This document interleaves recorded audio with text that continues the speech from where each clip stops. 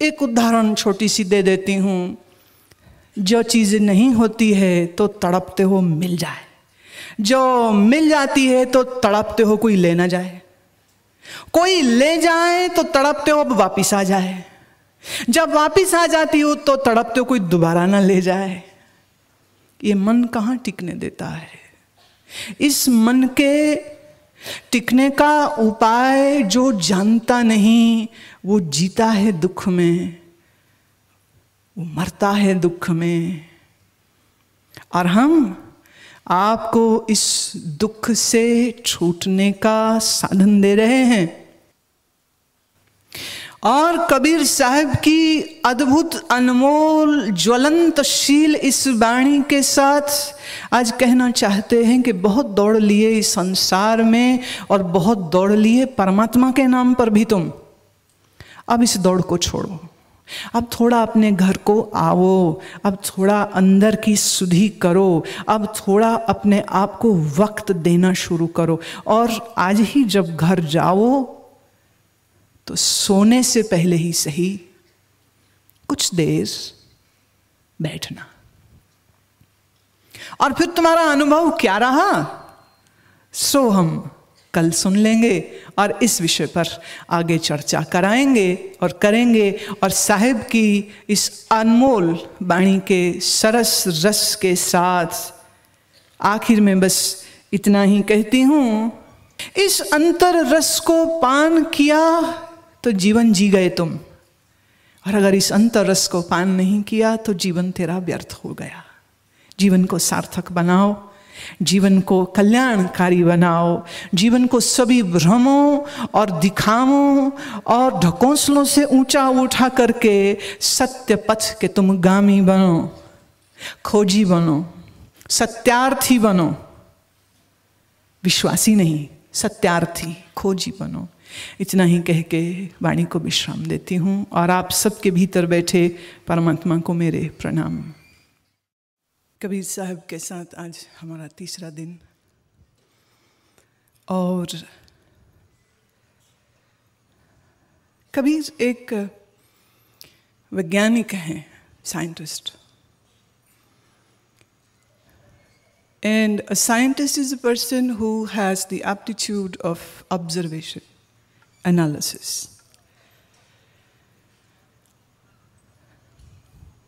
वैज्ञानिक हम उसको कहते हैं जो सिर्फ आस्था या किसी विश्वास या किसी धारणा को स्वीकार नहीं करता है, उसको परखने, खोजने के अभियान में जुट जाता है। जो बाहर भौतिक पदार्थ की खोज करता है उसको हम वैज्ञानिक कहते हैं, और जो इस पदार्थ के अंतर्गत अंतर्निहित चेतना को, मन को खोजता है, समझता है, उसी को हम ऋषि कहते हैं, उसी को हम गुरु कहते हैं, उसी को हम संत कहते हैं।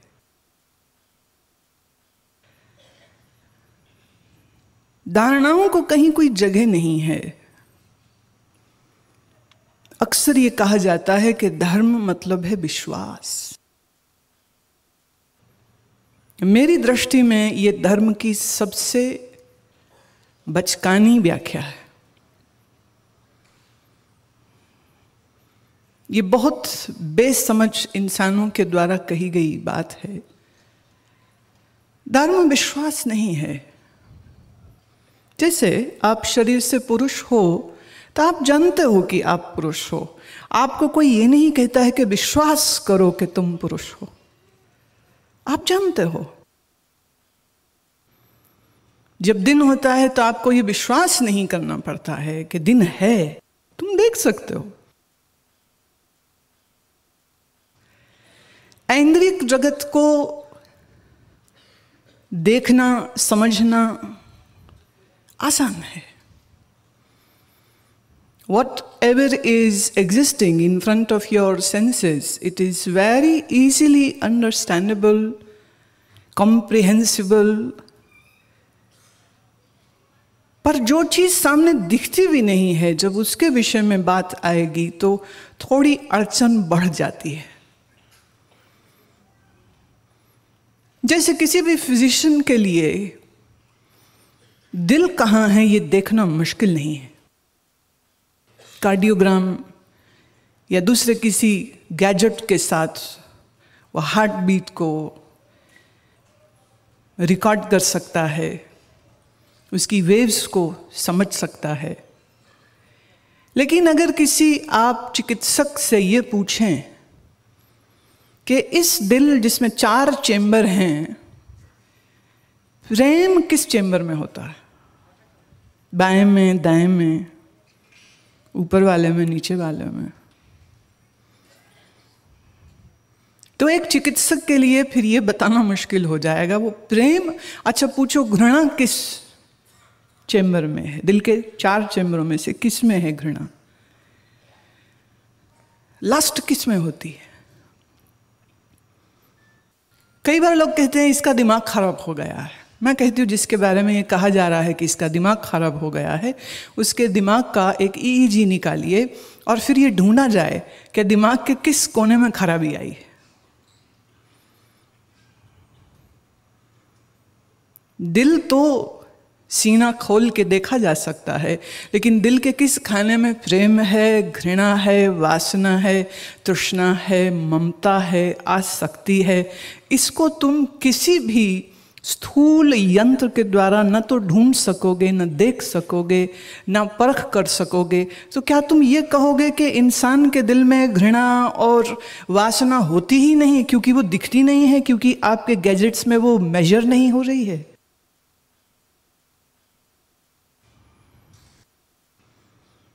इसके लिए किसी को किसी प्रमाण की आवश्यकता नहीं है कि चिकित्सक क्या कहते हैं कि तुम्हारे दिल के किस खाने में प्यार या घृणा है, क्योंकि उसको तुम अनुभव करते हो, प्यार को तुम अनुभव करते हो। बच्चे से प्यार करते हो, बच्चे को तकलीफ हो जाए तो वो तकलीफ तुम्हारे सीने में उठ रही होती है, ये तुमने महसूस की है, ये तुमने देखी है। इसके लिए तुम्हें किसी के प्रमाण पत्र की आवश्यकता नहीं है। भावनाओं को हम मनुष्यों ने बहुत अच्छे से देखा है, समझा है, जीते हैं। लेकिन जब प्रश्न आएगा आत्मा का, जब प्रश्न आएगा परमात्मा का, जब प्रश्न आएगा सत्य का, तो वहाँ आकर के आपके पास कोई अनुभव है नहीं। आपके पास सिर्फ एक शब्द है जो आपने किसी धर्म ग्रंथ में पढ़ा है या किसी महात्मा को बोलते हुए सुना है, और आपने स्वीकार कर लिया कि आत्मा भी होती है और कोई परमात्मा भी होता है, और फिर उसके साथ जुड़ी हुई कितनी ही कथानक और कहानियाँ, लीलाएं, ये सब जुड़ जाती हैं। लेकिन जब हम कहते हैं आत्मा, तो उसका अर्थ क्या है?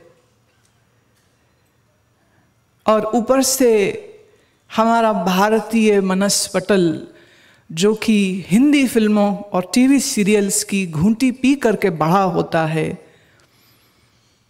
उनके लिए आत्मा का मतलब सफ़ेद साड़ी पहने हुए, बाल खुले छोड़े हुए, ये आत्मा होती है। किसी के लिए उसका कुछ दूसरा रूप होगा, लेकिन ऐसी कल्पनाओं का एक ऐसा पुलिंदा जोड़ के रखा है, और बिना खोजे, बिना जांचे, बिना परखे उसी को सत्य भी मानते हैं। उसकी आत्मा भटक गई थी, उसकी आत्मा की शांति कराई जा रही है, उसकी आत्मा की तृप्ति के लिए ये हम कर्म कर रहे हैं, और ऐसी कैसी कैसी बातें समाज में चलती हैं। फिर कह दूँ श्राद्ध के दिन चल रहे हैं, कितनी आत्माओं की शांति हो रही होगी इस समय पर।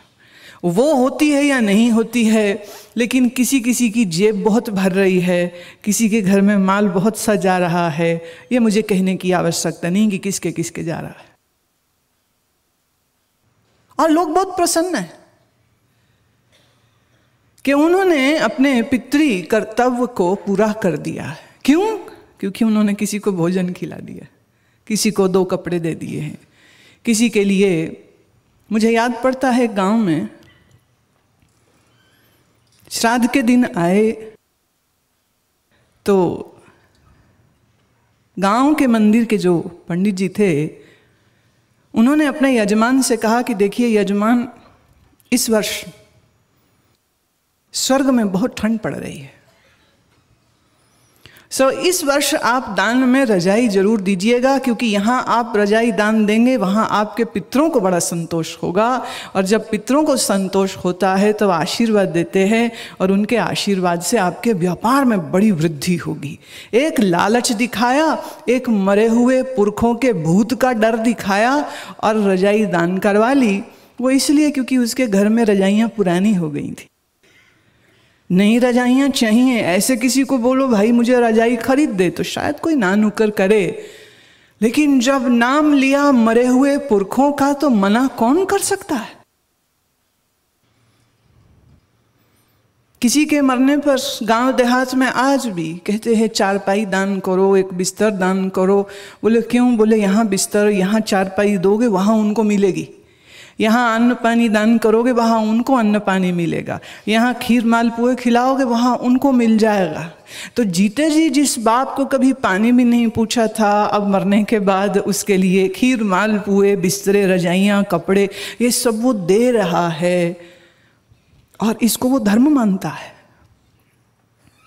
हैरत होती है, जिस देश में उपनिषद के ज्ञान की लालिमा फैली हुई थी, उस देश में ऐसा अंधविश्वास, ऐसी मूर्खता, और कभी कभी अपने आप को सुशिक्षित, सुसंस्कृत, पढ़े लिखे, जानने मानने वाले लोग भी यही सब कुछ कर रहे होते हैं, क्योंकि उनके अंदर भी भय है, क्योंकि इस विषय को उन्होंने जाना नहीं है, इस विषय को उन्होंने समझा नहीं है। This is not subject of anybody's exploration, and this is the most unhappiest thing which can occur in this scenario of a human psychology. आप अपने मन के दुख सुख के बारे में बहुत जागरूक रहते हैं, अच्छी बात है।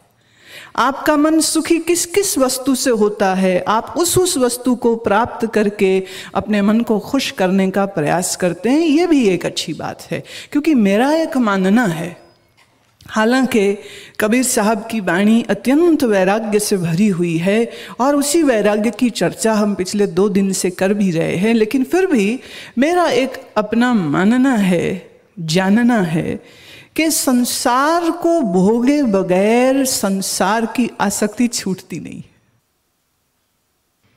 कहावत है, शादी वो लड्डू जो खाए पछताए, जो ना खाए पछताए, और अक्सर लोग कहते हैं जब पछताना ही है तो खा के पछताएंगे, और मुझे लगता है वो ठीक ही कह रहे हैं, क्योंकि जो नहीं खाते हैं उनके मन में ये भावना बनी ही रह जाती है कि शायद कुछ अच्छी चीज़ ही होगी, नहीं तो सारी दुनिया पागल है कि घोड़ी पे चढ़ के अपना जुलूस खुद सरे बाजार निकलवा रही होती। एक आदमी का जुलूस निकल रहा है और बाकी देख रहे होते हैं, बच्चे चीख रहे होते हैं, कोई पैसे फेंक रहा होता है, कोई नाच रहा होता है, और ये बैंड बाजा बज रहा है, निकल तो जुलूस रहा है, पर जितनी उसको खुशी उस दिन होती है, क्योंकि निखट्टू को भी एक दिन आता है जब वो घोड़ी पे बैठ जाता है।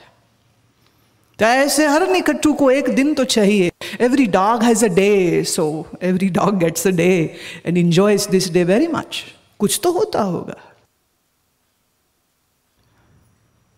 संसार की आशा करता रहे और संसार की आशा पूर्ण नहीं होवे, ये मन बड़ा ही त्रस्त, और ये मन बहुत ही पीड़ित मन होता है, तरसता है, द्वेष से भरता है, क्रोध से भरता है, और फिर जब इसका क्रोध इसके काबू में नहीं रहता है तो फिर इसका क्रोध हिंसा में बदल जाता है। कभी आपने सोचा कि कभी कभार जब आप अखबारों में ये खबर पढ़ते हैं कि घर के नौकर ने हथौड़ा मार दिया, मालिक को सोते में मार दिया, भोजन में जहर मिला के मार दिया, और सब धन संपदा लेकर के निकल गए, और फिर ढूंढते रह गए कहाँ गए। कभी आपने सोच के देखा कि उस मनुष्य के अंदर ऐसा क्या हुआ कि वो इतना नृशंस, इतना घृणित कार्य करने से पहले वो जरा भी नहीं सोचता कि मैं पकड़ा जाऊंगा या ऐसी संभावना है, और अगर मैं पकड़ा गया तो मेरी क्या दुर्दशा होगी। ये कोई भय, पुलिस, थाना, कानून, किसी चीज़ का भय उसको नहीं, सिर्फ एक जो वो आकर्षण है अपने साहब को, अपनी मेम साहब को, वो जो अच्छा खाते हुए, अच्छा पहनते हुए, महंगी घड़ी लगा के घूमते हुए देखता है तो उसकी जो वो हसरतें, इच्छाएं जो उसके मन में अंगड़ाइयाँ लेती हैं, एक दिन उन्हीं इच्छाओं के बोझ तले वो दबा इंसानियत के सभी नियमों को, नैतिकता के सभी नियमों को ताक पे रखकर एक जीवित जागृत व्यक्ति की हत्या करके उसको लूटने में उसे जरा भी देर नहीं लगती है। बहुत बार लोग कहते हैं कि गरीब था ना इसलिए उसने ऐसा कर दिया। गरीबी सच कारण है इस तरह के अपराध की, पर यह गरीबी सिर्फ आर्थिक गरीबी नहीं होती है, ये मानसिक गरीबी होती है, ये बौद्धिक गरीबी होती है। इस गरीबी के कारण मनुष्य ऐसा कृत्सित कर्म कर जाता है। आवश्यकता इस बात की है कि मेरी दृष्टि में कोई भी मनुष्य इस समाज में ऐसा ना हो जिसके पास ये सब साधन और ये सब सुख और ये सब वस्तुएं, भोग का सामान, ये ऐश आयाशी की जो सब चीज़ें हैं, ये उसको ना मिले। ये ज़रूर मिलनी चाहिए और अच्छी ही बात है कि आप उसके लिए दिन रात मेहनत करते हैं, बहुत अच्छी बात है। लेकिन मैं इसमें एक चीज़ सिर्फ और जोड़ देना चाहती हूँ। असली धनवान वो नहीं जिसके पास अरबों होते हैं। असली धनवान वो होता है जो अरबों भोग लेने के बाद अरबों के मोह से भी बाहर निकल जाता है। ये असली धनवान हो गया। देख लिया संसार को, उसके पदार्थ को, धन की शक्ति को और अपनी इंद्रियों को संतुष्ट करने की कोशिश करता है, और करने के काल में कहीं न कहीं अगर कुछ पुण्य प्रताप इसका जग गया तो बुद्धि में ये विचार आ सकता है कि आज सब कुछ है मेरे पास, लेकिन फिर भी वो नहीं है जिसकी मुझे तलाश है। और मुश्किल ये है कि तलाश किसकी है, इसकी भी किसी को तलाश नहीं। तलाश होती तो कभी मिल भी जाता, पर जब खोजा ही नहीं तो मिलेगा कैसे। साहब कहते हैं जिन्होंने ढूंढा उन्होंने पाया। आपने धन ढूंढा, धन पाया है। आपने बड़ा मकान चाहा था, बड़ा मकान पाया है। आपने एक सुंदर पत्नी, एक हैंडसम पति की चाह करी थी, सो मिला है। बच्चे चाहे थे सो मिले हैं। आत्मज्ञान कब चाहा तुमने कि तुम्हें मिल जाए? एक घर, एक मकान, एक बीवी चाही थी, मिल गई। एक बेटे ने अपने बाप से पूछा कि पिताजी शादी करने में कितना खर्चा होता है? बाप ने कहा बेटे शादी के खर्चे की बात मत पूछ, अपनी शादी का कर्जा मैं आज तक चुका रहा। ये मत पूछ के कितना खर्च होता है, क्योंकि बंद नहीं होने वाला। वो जो पहली बार सब सामान तैयार किए थे, बैंड बाजे, वो बिल अदा करने के बाद आज तक बिल ही बिल आ रहे हैं और मैं अदा ही अदा कर रहा हूं। इसलिए शादी का कोई एक मुश्त खर्चा नहीं होता। आपने कोशिश करी, आपको मिल गया। अब मौका और दस्तूर ये कहता है थोड़ा आगे बढ़िए, कुछ तो विचारिए। आखिर तो आप मनुष्य हैं, और मनुष्य उसी को कहते हैं जो मननशील है। जो मनन नहीं करता है मनुष्य नहीं है। That who contemplates can be called a human. That who thinks can be called a human. And then the question arises, what would be the subject of your thinking? What should be the subject of your contemplation? वो जिसको तुम जानते नहीं, या वो जिसको तुम्हें अभी जानना है। और जिसको जानना है उस विषय में जो बात आपके अनुभव में अभी नहीं उतरी है, तो आप सोचेंगे भी कैसे। लेकिन इस राह पर आगे बढ़ाने के लिए कल हमने कबीर साहब का जो पद लिया था, उसमें एक बहुत सुंदर राजपथ मैंने तुम्हारे लिए खड़ा कर दिया था कि ये है वो राजपथ जिस पर अगर तुम चलो तो तुम उस स्थिति तक जरूर पहुंच जाओगे, जिस स्थिति तक पहुंच जाने के बाद मनुष्य का मनुष्य होना सफल हो जाता है। आज भी उसी बात को मैं फिर आगे बढ़ा रही हूँ। साहब कहते हैं पानी में मीन प्यासी, पानी में मछली प्यासी है। ये कबीर की शैली इतनी अनूठी है, पूरे विश्व में के साहित्य में हमको इस तरह की कोई उदाहरण नहीं मिलती। टैगोर, शेक्सपियर, हैमिल्टन, ब्रायन, एक से एक बढ़कर के शायर, साहित्यकार हुए हैं, लेकिन जिन उलटबांसियों का उपयोग साहब ने किया है, ऐसी उलटबांसियों का प्रयोग हमको विश्व के साहित्य में कहीं नहीं दिखता है। और हैरत की बात यह है कि कबीर साहब फिर जिनके लिए ये एक मिथक प्रसिद्ध है कि वो अनपढ़ थे। कईयों को बड़ी खुशी होती है, और खुद साहब की एक वाणी है कि कागज कलम हाथ नहीं छुयो। तो लोगों ने इसका अर्थ ये कर दिया कि उन्होंने तो कभी कलम नहीं पकड़ के देखी थी, वो तो अनपढ़ थे। ये एक ऐसी अजब धारणा है साहब के बारे में कि हंसी आती है। देखिए, पुराने समय में महात्मा लोग, गुरुजन जब बोलते थे तो वो अपने हाथ से अपनी ही बोली बात को क्या लिखें, माने इसमें भी क्या मजा हुआ, खुद ही बोले खुद ही लिखें। ये शायरों का काम होता है, ये कवियों का काम होता है, ये तुकबंदी करने वालों का काम होता है। उन्हें अपनी पंक्तियां संभालनी होती, मुश्किल से तो बनती हैं, इसलिए उन्हें संभालना बड़ा आवश्यक है। इसलिए वो कागज कलम हमेशा अपने साथ रखते हैं कि कभी भी कुछ ख्याल आया तो तुरंत they will scribble it down on the piece of paper. लेकिन कबीर साहब जैसे, गुरु नानक साहब जैसे, संत दादू दयाल साहब जैसे और उपनिषद के ऋषियों जैसे ये महात्माओं ने जब कुछ कहा तो जिस तल में जाकर के उन्होंने बात को कहा, उस तल में ना कागज की खबर है, ना कलम की दरकार है, बात कह दी। और जो उनके मुख से बात निकलती, उनके आसपास उनके शिष्य उनके इन कहे वचनों को संभाल लेते। जैसे गुरु नानक साहब के लिए तो जगत प्रसिद्ध है कि आपके मित्र बालाजी ने आपके कहे हर वचन को बड़ा संभाल करके लिख लिया था।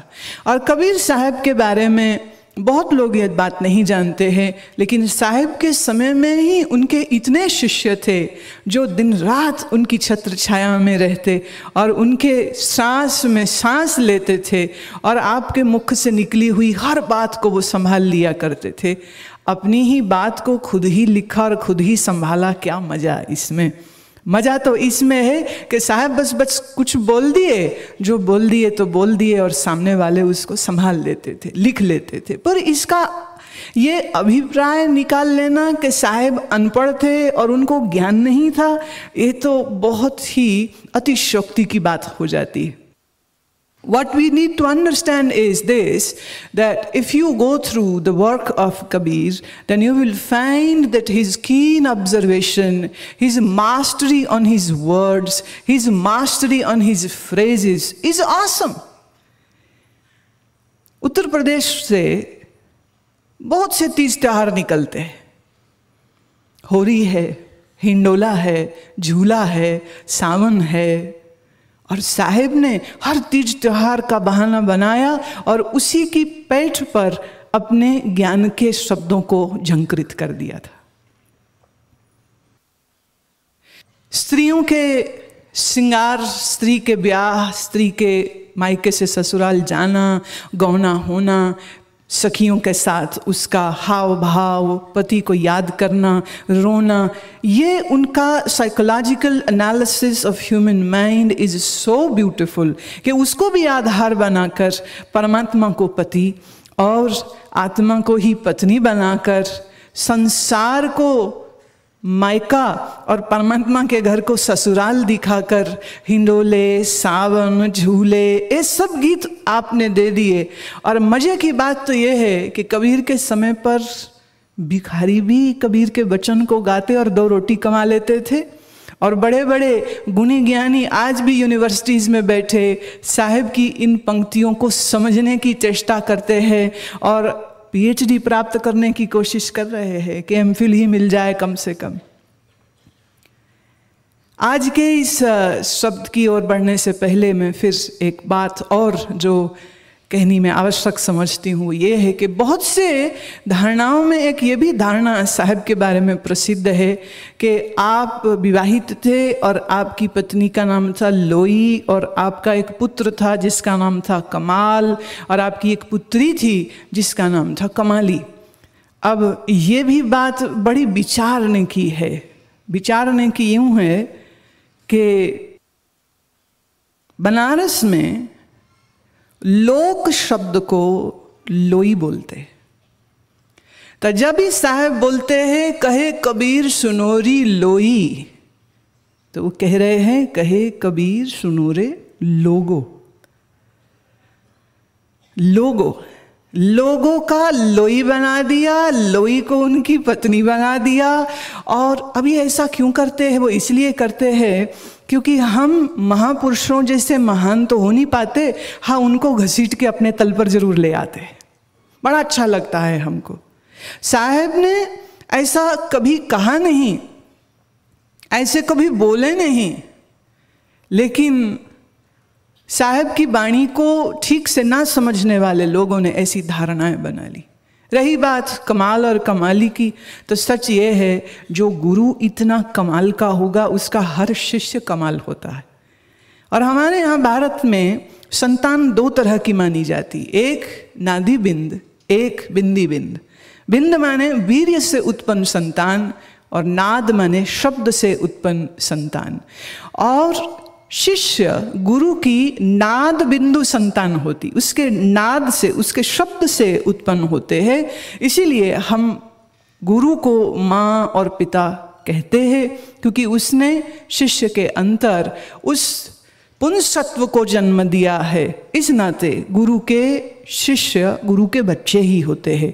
लेकिन उनको बिंदी बिंद अर्थात वीर्य से उत्पन्न नहीं माना जाता है। वीर्य से उत्पन्न के लिए भाई फिर एक पत्नी भी चाहिए।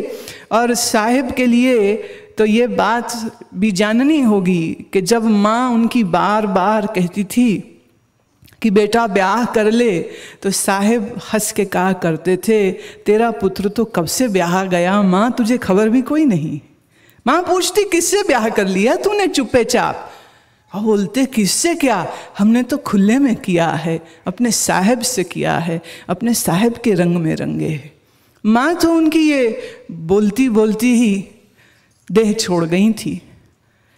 लेकिन कोई मानना चाहे कि नहीं वो विवाहित थे, उनके बच्चे थे, मुझे उसमें भी कोई दिक्कत नहीं है। आपकी भावना है, जो चाहिए सो बना सकते हैं, आपकी धारणा है जो चाहे सो खड़ी कर सकते हैं। और धारणा बनाने में तो कोई देर नहीं लगती। बात थोड़ी विषय से हटके है, हमारे ही कम से कम 4 विवाह करवाए गए हैं, तो ये भी तो एक धारणा है, ये भी बड़ी मस्त धारणा है। और हम कई बार हंसते हैं कि भाई पहला विवाह के बाद कम से कम तलाक कराना चाहिए, फिर दूसरा कराना चाहिए, बिना तलाक के लाइन लगवा दी आपने। तो साहब के लिए आज से 600 वर्ष पूर्व हुए इस महात्मा के लिए अगर कुछ कह दिया जाए तो कौन सी बड़ी बात है? कोई बड़ी बात नहीं है।